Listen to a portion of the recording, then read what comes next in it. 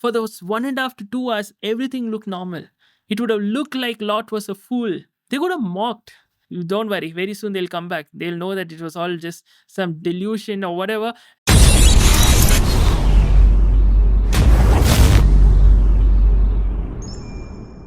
Hello, everyone. Welcome to this edition of the Fuel for the Soul with John Giftah podcast. We're looking at various lessons that we can take away from the life of Lot, predominantly around Genesis chapter 19. See, I really challenge you to go back and listen to the previous segments because there were powerful revelations that were shared, things that you need to pay attention so that you will be able to live the kind of life that God wants you to live. But today I want to talk about one important aspect, and I really challenge you to look at this because the angels are giving him a warning saying, leave because there's destruction coming. And when he goes and rushes to tell his daughter's fiancés, they don't take it seriously. They think he's just joking. In verse 14, and verse 15 says, at dawn the next morning, the angels became insistent. Hurry, they said, take your wife and your two daughters who are here and get out now, or you'll be swept away in the destruction. Look at this. The words that we're saying, dawn, like early in the morning. By dawn, I want you to hurry up, get up, guys, get up, keep going, keep going. There's destruction happening. You look at verse 16. When Lot still hesitated, look at this. I was just talking to you about Lot, that even in the midst of being in the place of wickedness, he still had an element of spiritual discernment that, you know what, I know this is something serious. That's why he rushed when the word was spoken. He acted with urgency. He had that discernment, but still he wavered a bit. He hesitated. See, sometimes I want you to understand, we think that, oh, if you hesitate, if you waver, that means you're not walking by faith. No, that is human. Sometimes we can hesitate. We can be like, oh, shoot, I shouldn't have done this. I shouldn't have done that. Like sometimes we can be like that. But can I tell you something? That's part of human thing. And that is where we have to be grateful for God's grace. Because the Bible says when he hesitated, the angels didn't leave him and say, hey, after all we did, after all we said, and you are playing the fool over here, they could have just walked away. But that's not what they did. Look at the verse 16. I'm reading from the NLT version, right? It says, the angel seized his hand and hands of his wife and his two daughters and rushed him to safety outside the city, for the Lord was merciful. See, even when you hesitate, even when you waver, even when you are not up getting ready to jump into the deep end of the pool when God is calling you, the Lord will be merciful enough to say, I know this place is going to destroy you. I'm taking you out. Even when you hesitate. I've been talking quite a bit about my layoff that happened last year because this was exactly exactly the same week last year when this happened. So it was something I was thinking about, how the emotions, the feelings, and everything were. I'm going to talk about these things because I believe it will really help you relate with what I'm sharing, because I don't want to share something from the pulpit that you may not be able to connect. So what happened was, when God had clearly shown me through a vision 2.5 weeks before that, you know what, I'm going to suddenly be asked to leave the company, and I didn't pay attention, or I didn't pray, I didn't take it seriously. I was more like Lot's Lot's daughter's fiancés than being like a Lot who took this word seriously. And I want you to understand, in the midst of that, I hesitated.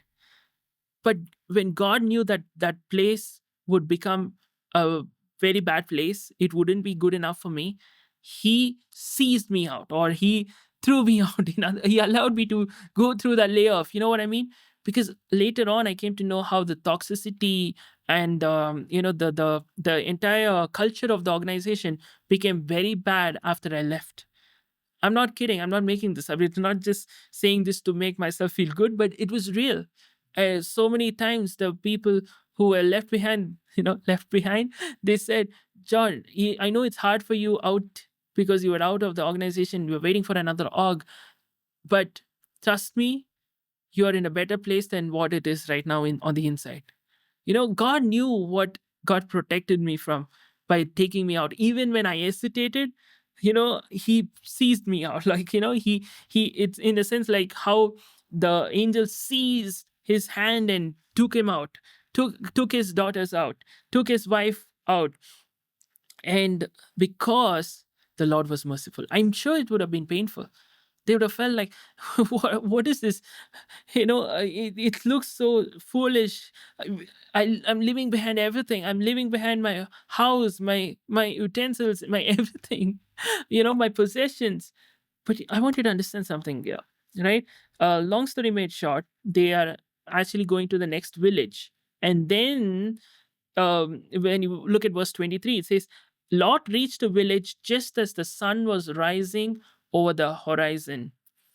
And then, the fire and burning sulfur from the sky fell on Sodom and Gomorrah and were destroyed. Okay, now I want you to pay attention to this, right? This drama began by dawn, but only as the sun was rising over the horizon, Sodom and Gomorrah were destroyed, which means that for a period of roughly, let's say, 1.5 to 2 hours, everything looked normal. For 1.5 to 2 hours, it looked like they were crazy for just running, leaving behind everything. Imagine the story or the drama that was happening in Sodom, with the daughter's fiancés all wondering, why did this crazy man take his wife and just run away, take my future spouses and run away? Like, can you imagine the drama that would have happened in Sodom, where everyone's like, what happened? Who are those two guests who came? Why did they convince them to run away? Imagine the two fiancés are telling, yesterday they told that this place is going to be destroyed, and then they could have made a mockery like, yeah, destroyed. What is happening? Everything looks the same. Life would have been just normal. For those 1.5 to 2 hours, everything looked normal. It would have looked like Lot was a fool. It would have looked like this family was a fool. They could have even made mockery. Don't worry, very soon they'll come back. They'll know that it was all just some like it's delusion or whatever, and they're going to come back. They could have mocked. See, can I tell you something? For that 1.5 to 2 hours, everything looked normal. But suddenly, the word of the Lord came exactly as he had spoken it happened, and the place was destroyed. What is my word to you? When God gives you a word and when you're acting on it, it will look like you're being foolish. It will look like you're being crazy. It will look like it doesn't make sense. Why would you do this? There's no reason for you to do this. Look, everything looks normal. What are you saying?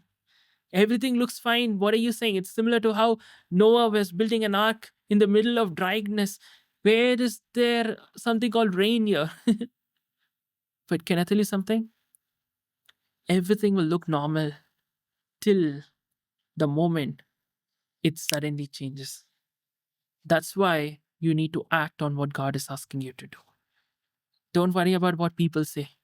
People can tell you 100 things. People can be against you. People can mock you for your faith. People can speak against you. People can ridicule you and mock you. Can I tell you something? How many times I have experienced this in my life, for stepping into my calling, stepping into saying, you know what, this is what the Lord is saying. This is how God is leading. This is the vision the Lord showed. People laughed, people mocked. But you know what?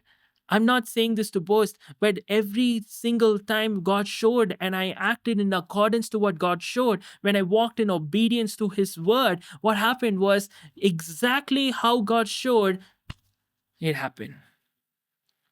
Exactly. When God showed this is how it's going to be, so act in accordance to it. People were laughing and mocking. What are you saying?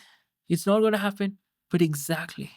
So this is the word I want to share with you guys.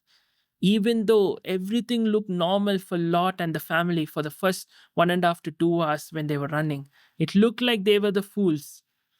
But then the word of the Lord still prevailed. So that's why I'm telling you, even if you look like a fool, even if you look like crazy in the sight of the world, it's okay. Keep going. God will show Himself up and God will prove His word over your life. I really challenge you to leave a comment and share this with someone. God bless you.